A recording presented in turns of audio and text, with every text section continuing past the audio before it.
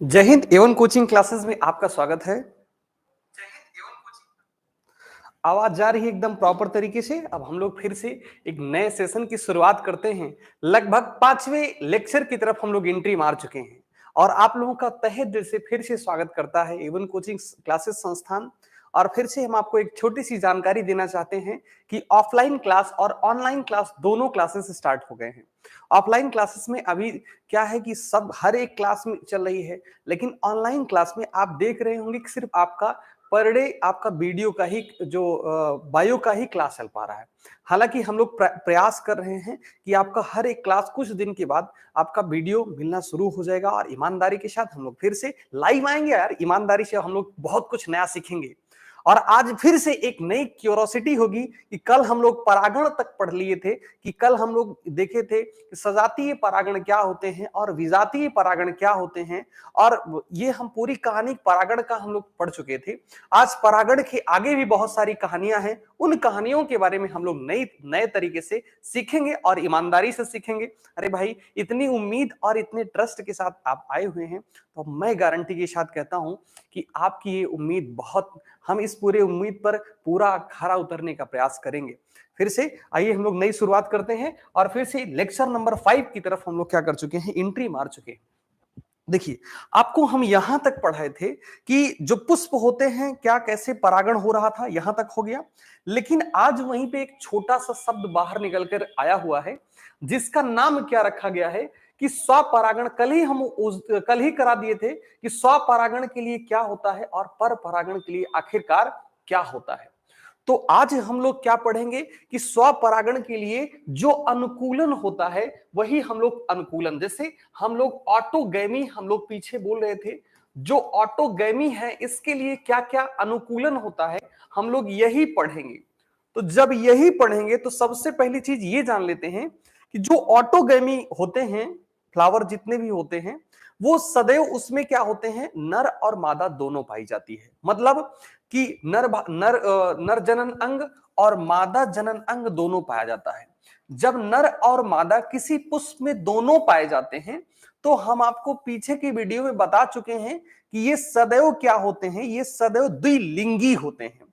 जब ये द्विलिंगी होते हैं सर, इनका यहां पर तो उभयलिंगी नाम दे दिया है, एनसीईआरटी की बात ही अलग है भाई। तो कोई दिक्कत नहीं है, इसी को ही हम लोग उभयलिंगी भी कहेंगे और इसी को ही हम लोग द्विलिंगी भी कहेंगे। जब कहेंगे तो आपके दिमाग में बैठ गया होगा। और फिर अब यहां से पुष्प और आगे जाएगा तो एक क्या होता है, चेस्मोगैमस फ्लावर, यहां पर देख रहे होंगे।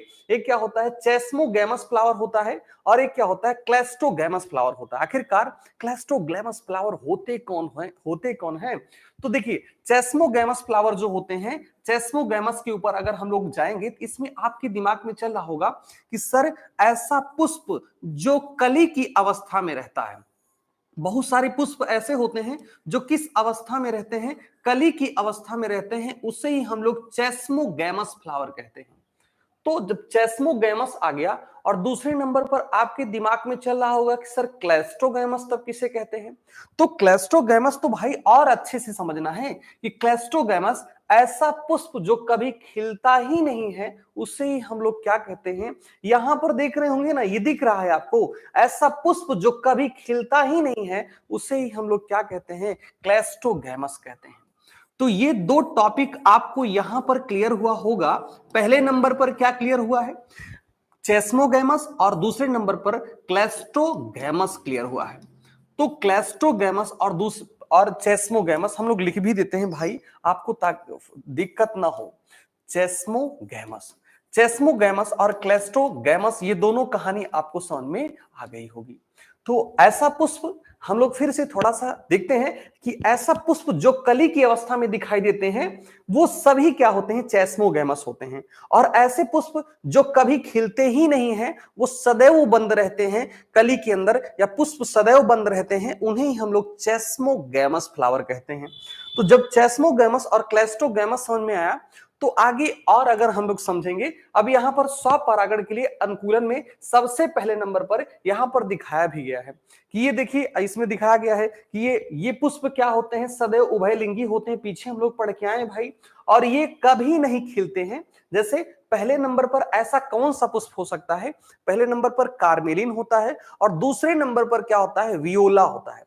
कार्मेलिन और वियोला ये दोनों पुष्प जो होते हैं ये क्या होते हैं? आप कहेंगे सर यही होते हैं क्लेस्टोगैमस होते हैं। और क्लेस्टोगैमस होते हैं, आगे नंबर पे हम लोग चलेंगे और ये कहानी समझेंगे। इसके अंदर तो ढेर सारी कहानी छिपी हुई है और ढेर सारी छिपी हुई है भाई, हम लोग ढेर सारी कहानी को सीखेंगे भी। और जब सीखेंगे तो उसके साथ साथ आपको क्या करना होगा? मेरे साथ थोड़ा मेहनत करना पड़ेगा। मेहनत में आपको क्या करना है कि आप मेरे साथ लगे रहिए, आपको मैं सिखा रहा हूं, ध्यान से देखिएगा और ईमानदारी के साथ कहता हूं, आप सिर्फ देखते रहिए वीडियो में, जरूर से जरूर आपको समझ में आ जाएगा। तो हम लोग क्या करेंगे? सबसे पहले नंबर पर हम लोग थोड़ा थोड़ा करके और पूरे टॉपिक को हम लोग समझने का प्रयास करते हैं। कि यहां पर आपको दिख रहा होगा ये क्या लिखा गया है? अगर देख रहे होंगे डाइकोगैमी लिखा गया है और दूसरे नंबर पर क्या होता है? हरकोगैमी। हम लोग भाई लिखेंगे भी ताकि आपके समझ में बहुत अच्छे से आना चाहिए। पहले नंबर पर अगर इधर जितना दिखाई दे रहा है ये सभी होते हैं डाइकोगैमी होते हैं। डाइकोगैमी आखिरकार होता क्या है डाइकोगैमी? जब प्रश्न ये आता है डाइकोगैमी तब आपके दिमाग में चलने लगता है कि डाइकोगैमी किसे कहते हैं। और दूसरे नंबर पर यहां पर दूसरा दिया गया है हरकोगैमी। तो ये हरकोगैमी और डाइकोगैमी तब समझ में आएगा जब आप थोड़ा सा क्या करेंगे? टाइम देंगे हमें, तब मैं आपको पूरा अच्छी तरीके से समझा दूंगा। तो डाइकोगैमी किसे कहते हैं? अगर आप बीच में देख रहे होंगे ये क्या होगा? आप कहेंगे सर है जो बीचवा में है ना, इसका नाम क्या है? इसका नाम है अंडाशय। इसका नाम क्या है? अंडाशय। तो पहले नंबर पर अंडाशय दिख गया सर। सर दो चीज दिख रहा है क्योंकि आपने पढ़ाया हुआ है, हमको दिख भी रहा है ईमानदारी से। पहले नंबर पर क्या दिखा? अंडाशय। और दूसरे नंबर पर ये जो दिख रहा है इसका नाम क्या होता है? परागकोश होता है। तो ये जो परागकोश है ये तो परिपक्व हो गया, परागकोश एकदम बढ़िया से परिपक्व हो गया है, लेकिन अंडाशय परिपक्व नहीं हुआ। तो आपके कहने का मतलब क्या है? जब कोई पुष्प है, मान लीजिए कोई क्या है? पुष्प। जब किसी पुष्प का एक साथ जनन अंग परिपक्व नहीं होते हैं, क्या नहीं परिपक्व होता है? हम लोग शॉर्ट फॉर्म में बोलेंगे कि सर जो जनन अंग होते हैं वो एक साथ परिपक्व नहीं होते हैं, उससे ही हम लोग डाइकोगैमी कहते हैं। डाइकोगैमी समझ में आया? देखिए अंडाशय क्या हो गया है? परिपक्व नहीं है, जबकि परागकोश क्या हो गए हैं? परिपक्व हो गए। आपको ये देखिए बीच में आपको स्पेस दिख रहा होगा, जबकि ये ब्लैक हो गया है। ब्लैक का मतलब ये क्या है? ये परिपक्व हो गया है, ये परिपक्व हो गया। लेकिन जो अंडाशय है वो परिपक्व नहीं हुआ, तो इसे ही हम लोग क्या कहेंगे? इस प्रकार के जो पौधे होते हैं वो डाइकोगैमी होते हैं। इस प्रकार का जो पुष्प होता है वो डाइकोगैमी होता है। और दूसरे नंबर पर क्या होगा? दूसरे नंबर पर हम लोग समझेंगे डाइकोगैमी। और ये भी इसमें भी दिखाई दे रहा है कि मतलब जनन अंग अगर एक साथ परिपक्व नहीं हो रहे हैं तो उसका नाम क्या होगा? उसे ही हम लोग डाइकोगैमी कहेंगे। और डाइकोगैमी कितना टाइप का होता है? आप कहेंगे सर डाइकोगैमी हमको दो दो टाइप का दिख रहा है। आपको दोनों टाइप समझना है और ईमानदारी से समझना है। सबसे पहले नंबर पे क्या लिखा गया है? प्रोटेंड्री लिखा गया है। क्या लिखा गया है? प्रोटेंड्री। और दूसरे नंबर पे क्या लिखा गया है? प्रोटोगैनी लिखा गया है। तो यहां पर हम छोटा छोटा लिख रहे हैं आपके साथ में और आप भी ईमानदारी से लिखते हुए चलिएगा। तो पहले नंबर पर आप कहेंगे सर प्रोटेंड्री होता है। प्रोटेंड्री हो गया, दिख रहा होगा हमें लगता है प्रोटेंड्री। और दूसरे नंबर पर क्या होगा? प्रोटोगैनी होगा। प्रोटोगैनी, प्रोटेंड्री और प्रोटोगैनी। आखिरकार प्रोटेंड्री और प्रोटोगैनी किसे कहते हैं? हम लोग यही समझेंगे। तो प्रोटेंड्री में जिसमें परागकोश पहले परिपक्व हो जाते हैं, आपको दिख रहा है कि नहीं? यहां पर देखिएगा ईमानदारी से, इसमें परागकोश क्या हो रहा है? पहले परिपक्व हो गया, जबकि अंडाशय परिपक्व नहीं हुआ। उससे ही हम लोग क्या कहते हैं? आप कहेंगे सर उसी को तो हम लोग प्रोटेंड्री कहते हैं। तो प्रोटेंड्री एकदम बढ़िया से क्लियर हो गया। दूसरे नंबर पर क्या क्लियर करना है? प्रोटोगैमी किसे कहते हैं? प्रोटोगैनी क्या है? तो जिसमें अंडाशय क्या है? ये अंडाशय जो बीच में दिख रहा है, आप कहेंगे सर ये तो परिपक्व हो गया है। तो जिसमें अंडाशय क्या होता है? पहले परिपक्व हो जाता है, लेकिन जो पुंकेसर होते हैं वो नहीं परिपक्व होते हैं। इसका मतलब क्या है? इसका मतलब है यही प्रोटोगैनी होता है ना। प्रोटोगैनी और प्रोटेंडी एकदम बढ़िया से समझ में आ गया होगा। लेकिन जब कहेगा हरकोगैमी, हरको का मतलब क्या होता है? बाधा। अरे भाई, कि कब हम लोग हरकते हैं, हरको का मतलब क्या होता है? बाधा। तो जब कभी भी क्या होगा, जब कभी भी आप देखेंगे कि ये क्या है, इतना बड़ा जो बीच में दिखाई दे रहा है, इसका नाम क्या है? आप कहेंगे सर अंडाशय है। ये पूरा जो है, पूरे भाग का नाम क्या होगा? क्या है? मादा वाला भाग है, ये मादा है। और ये क्या है? नर। इसके नर और मादा दोनों एक साथ ही भाई ब्लैक दिखाई दे रहे हैं तो परिपक्व हो रहे हैं। नर और मादा दोनों एक साथ ही क्या होते हैं? परिपक्व होते हैं। लेकिन कभी कभी मादा की ऊंचाई इतना ज्यादा हो जाती है कि नर वहां तक पहुंच ही नहीं पाता है। यह एक प्रकार का क्या हो गया? हरकोगैमी। तो हरकोगैमी का मतलब क्या होता है? आप कहेंगे सर हरकोगैमी का जो मतलब है, जब कभी पुंकेसर और किसके बीच में परागकण और दूसरे नंबर पर वर्तिकाग्र, यहां से क्या निकला हुआ है? परागकण निकला हुआ है। यहां से क्या निकला हुआ? परागकण। तो परागकण और इसका नाम क्या है? वर्तिकाग्र। परागकण और वर्तिकाग्र के बीच में जब कभी भी कोई बाधा आ जाती है, जब बाधा आ गई, उससे ही हम लोग क्या कहते हैं? हरकोगैमी कहते हैं। तो हरकोगैमी एकदम बढ़िया से समझ में आ गया होगा। आखिरकार हरकोगैमी होता क्या है? जब कहेंगे सर पुंकेसर के जो परागकण होते हैं और जो अंडाशय का वर्तिकाग्र होता है, इनके बीच में अगर कोई बाधा आ जाती है, जिसे ही हम लोग हरकोगैमी कहते हैं। तो हरकोगैमी भी आपको बहुत बढ़िया से समझ में आ गया होगा। अब हम लोग चलते हैं कि परागण के क्या पढ़ेंगे हम लोग? कारक पढ़ेंगे। देख बाबू, परागण के मुख्यतः दो कारक होते हैं। एक होता है जैविक कारक और एक क्या होता है? अजैविक कारक, जिसे ही हम लोग इंग्लिश में बायोटिक और एबायोटिक के नाम से हम लोग जानते हैं। अजैविक कारक क्या होता है? आप कहेंगे सर ये होते हैं बायोटिक होते हैं। और दूसरे नंबर पर क्या होगा? जैविक। ये क्या होते हैं? एबायोटिक होते हैं। तो कुल कितने कारक होते हैं? आप कहेंगे सर दो होते हैं। पहले नंबर पर क्या होगा? बायोटिक होगा और दूसरे नंबर पर क्या होगा? एबायोटिक होगा। कोई बच्चा तो रह नहीं गए हैं आप? अगर जहां कहीं जैविक कह रहा है, जैविक का मतलब क्या होता है? यहां पर सजीव होते हैं। और यहां पर अजैविक कह रहा है, अजैविक का मतलब यहां पर क्या होते हैं? आप कहेंगे सर यहां पर निर्जीव होते हैं, यहां पर नॉन लिविंग होते हैं। तो नॉन निर्जीव कौन कौन हो सकता है भाई? एक पहले नंबर पर जल द्वारा परागण होता है और दूसरे नंबर पर किसके द्वारा परागण होता है? वायु द्वारा। सर जब जल द्वारा परागण होगा तो उसे क्या कहेंगे? जल द्वारा परागण होगा, उससे ही हम लोग हाइड्रोफिली कहते हैं। क्या नाम दिया गया है? हाइड्रोफिली दिया गया है। तो हाइड्रोफिली भी आपको समझ में आ गया होगा। हाइड्रोफिली क्या होता है? आप कहेंगे जब जल द्वारा परागण हो रहा है, उससे ही हम लोग हाइड्रोफिली कहते हैं। लेकिन वायु द्वारा परागण हो रहा है, उससे ही हम लोग क्या कहेंगे? एनिमोफिली कहा जाएगा। क्या कहा जाएगा? एनिमोफिली। तो दो प्रकार का फिली हम लोग पढ़े हैं। पहले नंबर पर पढ़े हैं हाइड्रोफिली और दूसरे नंबर पर क्या पढ़े हैं हम लोग? एनिमोफिली पढ़े हैं। तो हाइड्रोफिली किसे कहते हैं? जिसमें जल द्वारा परागण हो रहा है उसे हाइड्रोफिली कहा जाएगा, और जिसमें वायु द्वारा परागण हो रहा है उसे ही हम लोग क्या कहते हैं? एनिमोफिली कहते हैं। तो एनिमोफिली आपके समझ में यहां तक आ गया होगा। आखिरकार आगे लेके चलेंगे तो आपको बहुत बढ़िया से समझ में आएगा। तो यहां पर हम लोग देख रहे होंगे पहले नंबर पर एनिमोफिली वायु द्वारा हम लोग क्या करवाएंगे? परागण करवाएंगे। वायु द्वारा परागण कैसे होता है? जब किसी परागकोश से परागकण निकल कर किस में चला जाएगा? वायु में। और वायु में पहुंच जाएगा और वह उड़ते उड़ते पहुंच जाएगा किसके ऊपर? वर्तिकाग्र के ऊपर। इस प्रकार के परागण को ही हम लोग क्या कहते हैं? एनिमोफिली कहते हैं, या वायु द्वारा परागण होता है। तो वायु द्वारा परागण में पहला नंबर आप बोलेंगे सर इसके जो परागकण होते हैं, हम लोग विशेषता इसके लिख लेंगे, इसके परागकण की विशेषता क्या होती है? तो इसके परागकण पहले नंबर पर क्या होते हैं? आप कहेंगे सर इसका परागकणवा जो होता है ना, हल्का होता है। और दूसरे नंबर पर ये क्या होते हैं? आप कहेंगे सर ये सूखे होते हैं। परागकण हल्के होते हैं और ये क्या होते हैं? ड्राई होते हैं, सूखे। कोई दिक्कत तो नहीं है, ड्राई होते हैं। हल्का और सूखा हो गया।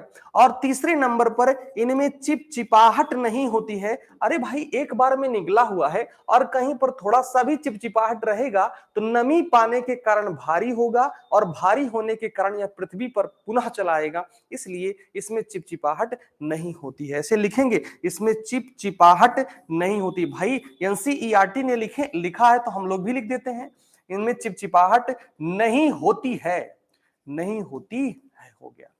तो ऐसे ऐसे करके हम लोग पूरी कहानी पढ़ डालेंगे।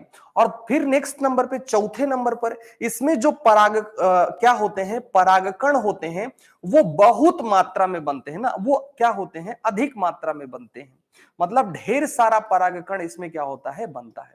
परागकण क्या बनते हैं, आप कहेंगे सर अधिक मात्रा में निकलते हैं। इसमें परागकण अधिक मात्रा में निकलते हैं, बहुत सारे निकलते हैं भाई। पहले नंबर पर क्या हो गया, इसका परागकण हल्का होता है। और फिर दूसरे नंबर पर क्या बोलेंगे कि ये सूखे होते हैं। और तीसरे नंबर पर क्या बोलेंगे कि इनमें चिपचिपाहट नहीं होता है। और चौथे नंबर पर क्या बोलेंगे, इनका परागकण क्या होता है, बहुत अधिक मात्रा में निकलता है। लेकिन सर इतने से तो बात बनने वाली नहीं है। जब इतने से बात नहीं बनने वाली है तो इसमें क्या करेंगे, हम लोग और लिखेंगे। अब हम लोग मिटा देते हैं भाई, अब आप समझदार हैं, लिख भी सकते हैं। आप लिख लीजिएगा बढ़िया से वीडियो रोक के, और यहां तक आपके समझ आ गया, चौथा तक। और फिर पांचवें नंबर पर आप कहेंगे सर इसका जो पुष्प होता है, पुष्प जो फुलवा होता है ना ही वो आकर्षक होता है। ऐसे हम लोग पहले ही लिख देते हैं, ना ही। क्या लिख देंगे हम लोग, ना ही। क्या नहीं होता है, पहले नंबर पे ना ही वो आकर्षक होते हैं, ना वो एकदम बढ़िया से देखने में अच्छा, और दूसरी चीज ना ही वो सुगंधित होते हैं, दोनों नहीं, ना ही वो आकर्षक होते हैं, ना ही वो सुगंधित होते हैं। तो दोनों नहीं होते हैं, मतलब ना ही सुगंधित। याद हो गया कि नहीं, ना ही आकर्षक होंगे और ना ही सुगंधित होंगे। कौन नहीं होगा, आप बोलेंगे सर जो वायु द्वारा परागण करने वाले क्या होते हैं, पुष्प होते हैं। इनके अंदर ना ही किसी सुगंध की जरूरत है और ना ही किसी आकर्षण की जरूरत है, इनमें दोनों नहीं होता है। तो इतना तो हम लोग किसके बारे में पढ़े हैं, वायु द्वारा परागण करने वाले जो पुष्प होते हैं इनकी विशेषता हम लोग पढ़ लिए हैं। तो जब इतनी विशेषता हम लोग पढ़ लेते हैं तो वायु द्वारा परागण खत्म हो जाता है। अब यहीं से शुरुआत होती है जिसका नाम होता है जल द्वारा परागण। आखिरकार अभी हम लोग पीछे समझ के आए थे कि जल द्वारा जहां परागण हो रहा है इसे ही हम लोग किसके नाम से जानते हैं, आप कहेंगे सर इसे ही हम लोग हाइड्रोफिली के नाम से जानते हैं। सर इसका नाम नहीं याद हो रहा, थोड़ा सा टफेस्ट है। आप बताइए, जो जल होता है किसके द्वारा बना होता है भाई, H2O के द्वारा। H माने क्या होता है, हाइड्रोजन। H माने हाइड्रोजन होता है, थोड़ा सा समझना है भाई, हाइड्रोजन होता है। O का मतलब क्या होता है, ऑक्सीजन। ऑक्सीजन, हाइड्रोजन और ऑक्सीजन मिल करके किसको बनाते हैं, आप कहेंगे सर हाइड्रोजन और ऑक्सीजन मिल करके जल को बनाते हैं।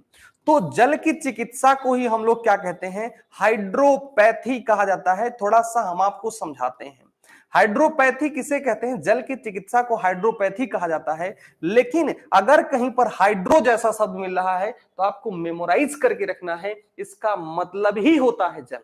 क्या होता है, मतलब होता है जल होता है। समझ में नहीं, तो हाइड्रो जहां पर मिलेगा तो हाइड्रोफिली किसे कहते हैं हम लोग, जल द्वारा परागण को कहा जाता है। आखिरकार जल द्वारा परागण कितना प्रकार का होता है, जब किसी मतलब क्या होगा, आप कहेंगे सर परागकोश से निकलेगा परागकण, परागकोश से क्या निकला है, परागकण, और जा कहां रहा है, जल के माध्यम से पहुंच गया कहां पर, वर्तिकाग्र पर पहुंच गया। जब वर्तिकाग्र पर पहुंचेगा किसके माध्यम से, जल के माध्यम से जब पहुंचेगा तो इसे ही हम लोग क्या कहेंगे, जल द्वारा परागण कहा जाएगा सर। लेकिन जल द्वारा परागण कितना प्रकार का, दो प्रकार का। एक होता है एपी हाइड्रोफिली होता है और दूसरे नंबर पर होता है हाइपो हाइड्रोफिली। तो पहले नंबर पर हम लोग पढ़ लेते हैं आखिरकार एपी हाइड्रोफिली किसे कहते हैं। तो यहां पर हम क्या बनाएंगे, आप कहेंगे सर आप यहीं पर कोई स्ट्रक्चर बनाइए जिसके माध्यम से हमको खूब बढ़िया से समझ में आ जाना चाहिए। तो यहां पर हम लोग क्या बनाते हैं, एक जल की मान लीजिए ये सतह है, ये पूरी जल की क्या है, एक सतह है। और यहां पर हम लोग किसको बना देते हैं, आप कहेंगे सर यहां पर बना दीजिए स्त्री केशर को बना दीजिए, ऐसे ही हम लोग स्त्री केशर को बना देते हैं। और यहां पर बन गया स्त्री केशर, ये वर्तिकाग्र रहा। और यहां पर क्या होगा, आप कहेंगे सर पुंकेसर का होना भी जरूरी है, कहां से भाई परागकण निकलेगा, होना चाहिए ना जहां से निकल रहा है परागकण। तो आप कहेंगे सर बिल्कुल है, उसका नाम ही यहां पर है परागकोश। अब इस परागकोशवा से परागकण निकला, परागकोश से क्या निकला है, आप कहेंगे सर परागकण निकला है। और वो कहां पर पहुंच गया, जल में। और इसी जल के माध्यम से कहां पर जा रहा है, तो आप कहेंगे सर पहुंच गया वर्तिकाग्र में, परागण एकदम बढ़िया संपन्न हो गया। लेकिन समझना क्या है गुरुजी, हाइपो क्या है। देखिए हाइपो का मतलब क्या होता है, ये क्या होते हैं, जब जल के ऊपरी सतह पर होते हैं। कहां पर, ये जल के ऊपरी सतह पर होते हैं, जल के ऊपर होते हैं, तो उसे ही हम लोग क्या कहा जाएगा, आप कहेंगे सर उसे ही तो हम लोग एपी हाइड्रोफिली कहते हैं। तो ये जल के ऊपरी सतह पर हुआ। लेकिन दूसरे नंबर पर अगर हम लोग यहां लेके आएंगे, तो यहां पर देख रहे होंगे हाइपोहाइड्रोफिली किसे कहते हैं। तो हाइपोहाइड्रोफिली के लिए हमको क्या बनाना है, आप कहेंगे सर यहीं पे तो बढ़िया से स्ट्रक्चर चिपकाइए और जिसके माध्यम से एकदम बढ़िया से क्या करिए, समझा दीजिए। यहां पर क्या होगा, आप कहेंगे सर इसका जो क्या होता है, इसका बनाना है भाई स्त्री केशर बना देना है एकदम बढ़िया से, मादा वाला भाग बना देना है। और इधर हम लोग किसको बना देंगे, आप कहेंगे सर नर वाला भाग बना दीजिए। और नर वाले भाग में क्या रहेगा, आप कहेंगे सर यहां पर जो रहने वाला है उसका नाम क्या है, परागकण है। और ये परागकण निकला, और निकला है और कहां से, ये जल के अंदर ही, ये जल के अंदर ही आंशिक रूप से तैरते रहते हैं। किससे कैसे, आंशिक रूप से। कभी आप लकड़ी को फेंक दीजिए जल के अंदर, तो वो जल के अंदर आंशिक रूप से क्या होती है, तैरती रहती है, डूबती नहीं है। अगर वो डूब गई भाई नीचे जाकर के बैठ जाएगी, लेकिन वो बैठती नहीं है, वो आंशिक रूप से ऊपर है, थोड़ थोड़ एकदम दिखाई देता रहता है ना, थोड़ा थोड़ा दिखाई देता रहता है। जब थोड़ा थोड़ा दिखाई दे रहा है तो भाई आंशिक रूप से दिखाई दे रहा है, तो जो एकदम बढ़िया से समझ में आ गया होगा ना।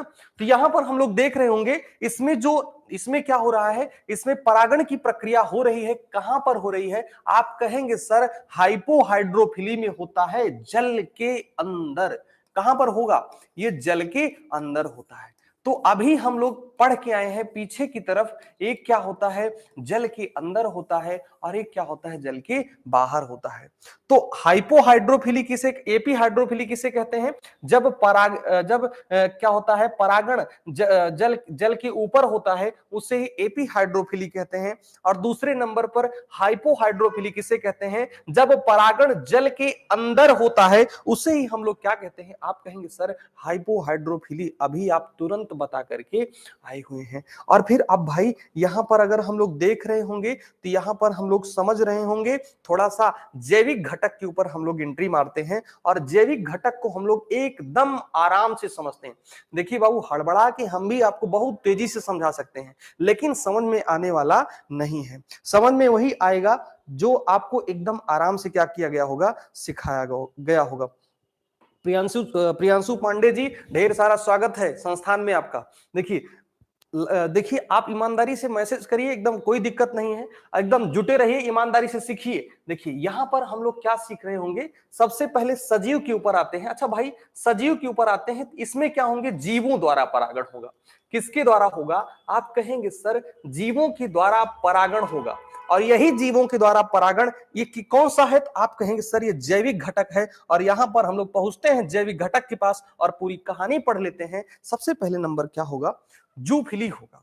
जूफिली में आपसे पूछा जाए किसके द्वारा परागण होता है, आप कहेंगे सर जो जूफिली होता है, इसमें जो परागण होता है वो किसके द्वारा होगा, परागण होता किसके द्वारा है, आप कहेंगे सर वो जीवों के द्वारा होगा। जीवों के द्वारा, वो अलग अलग प्रकार से भाई जीव हो सकते हैं।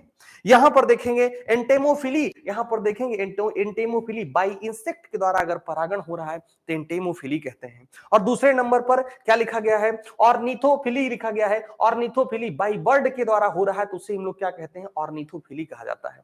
तो इसको आपको ध्यान से देख के बढ़िया से समझना होगा। अगर कहीं पर चमगादड़ द्वारा होता है उसे ही हम लोग क्या कहते हैं, कोरियोप्टेरफिली कहा जाएगा। तो ऐसे हम लोग बहुत सारा परागण हो रहा है जिसको स्नेक के द्वारा हो रहा है, जिसे हम लोग क्या कहेंगे, फियोफिली कहेंगे। तो इसको आपको क्या करना होगा, स्क्रीनशॉट लेकर के याद करना होगा। बाबू इसको याद कर लीजिएगा एकदम मेहनत से, क्योंकि एनसीईआरटी का है तो एनसीईआरटी कभी छोड़ने वाली नहीं है। इसको भी क्या करेंगे, स्क्रीनशॉट लेकर के रट डालेंगे। देखें ईमानदारी से रट लेंगे और इसका कोई लॉजिक है वह नहीं भैया, आपको पढ़ना ही पड़ेगा इसको। यहां पर आगे की तरफ लेके चलेंगे और फिर आगे की तरफ और बढ़िया से समझाएंगे।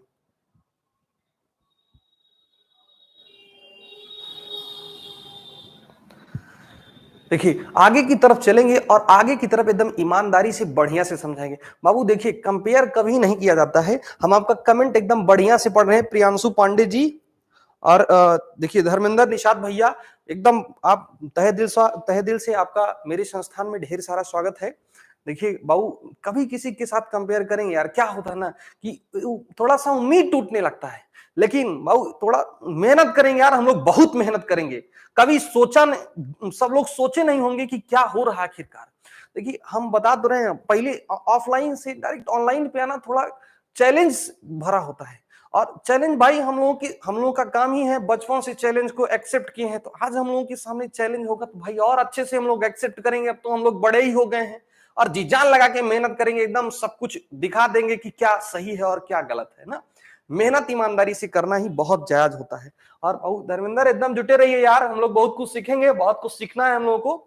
देखिए यहाँ पर क्या हो रहा है, एकदम देखिए लाइव क्लास चल रहा है। ऐसा नहीं है कि हम क्लास में वीडियो रिकॉर्डेड वीडियो प्राकृतिक होगा। अगर इंसान किसी चीज को खुद बनाएगा उसे ही हम लोग कृत्रिम कहेंगे। अरे भाई अगर मानो रोबोट बना रहा है, भाई कृत्रिम है। मानो अपने आप को बना ले, नहीं बना सकता है भाई। हम लोग क्या है, हम लोग नेचुरलिस्ट हैं। और जो मानव बना रहा है वो सभी, मोटरसाइकिल क्या है, कृत्रिम है। मोटरसाइकिल क्या है, कृत्रिम है। गाय प्राकृतिक है, कुत्ता प्राकृतिक है। तो बहुत सारे ऐसे संसाधन हैं जिसको हम लोग क्या किए हैं, प्राकृतिक और कृत्रिम बना करके रखे हुए हैं। देखिएगा कृत्रिम संकरण हम लोग पढ़ते हैं और कृत्रिम संकरण को भाई फोड़ के समझ लेते हैं। अच्छा कृत्रिम संकरण हो क्यों रहा है, तो कृत्रिम संकरण सबसे पहले उन्नत किस्म की फसलों को बनाना चाहते हैं, एकदम अच्छी किस्म की फसलों को तैयार करना चाहते हैं, तो हम लोगों को कृत्रिम संकरण करना होगा। और दूसरे नंबर पर क्या होगा, प्रगतिशील बीज, ऐसा बीज बनाना चाहते हैं जो एकदम हस्त पुष्ट एकदम ठीक ठाक रहे, तो वह क्या होगा, प्रगतिशील बीज बनाने के लिए हम लोग कृत्रिम संकरीकरण करते हैं। अच्छा गुरुजी जो कृत्रिम संकरीकरण किया जाता है ऐसा क्या कितना होता है, तो आप कहेंगे सर इसमें 2 होता है। पहले नंबर पर आपको लिखना है कृत्रिम संकरीकरण में आपको लिखना है विपुंसन। क्या समझना है, विपुंसन। मैं कहता हूं आप देखिए, अगर विपुंसन नहीं आया तो आप एकदम बढ़िया से छोड़ दीजिएगा। देखिए पूरा वीडियो से हट जाइएगा, विपुंसन। और दूसरे नंबर पर आपको पढ़ना है, यहां पर पढ़ना है थैलीकरण। विपुंसन और थैलीकरण में यही हमको कुल समझ लेना है, आखिरकार विपुंसन होता क्या है। तो विपुंसन होता क्या है, तो यहीं पर हम लोग क्या करेंगे, एक फिगर बनाएंगे और इसी के माध्यम से विपुंसन को पढ़ डालेंगे। देख बाबू ऐसे ही क्या करेंगे, किसी पुष्प को एकदम बढ़िया सा बना देंगे। बन गया पुष्प, और पुष्प जब बन गया है तो हम लोग क्या करते हैं, पुष्प का भाई अब यहां पर पुंकेसर का भी बनाना बहुत जरूरी है। अब पुंकेसरवा बन गया है तो ऊपरा क्या करते हैं, वर्तिकाग्र का भी बनना बहुत जरूरी है। देखिए और इतना मेरा सपोर्ट करिए, आप मेरे साथ लगे हैं तो सिर्फ इतना ही काम करिए कि आप वीडियो को क्या करिए, जितने भी आपके दोस्त हैं उनके पास फॉरवर्ड करिए। कहिए बाबू क्लास चलने लगा यार, आके देख तो सही, अगर नहीं मजा आया ना तो छोड़ देना क्लास, क्या दिक्कत है। लेकिन क्लास में आप अपने जितने भी दोस्त रहे हैं उनके साथ ग्रुप में लिंक को शेयर करिए। देखिए हम कहते हैं आप कमेंट बॉक्स में कमेंट करिए, मैं सब कुछ देख रहा हूं, मैं पक्का जितना गारंटी के साथ कहता हूं मैं सब कुछ सही कर दूंगा।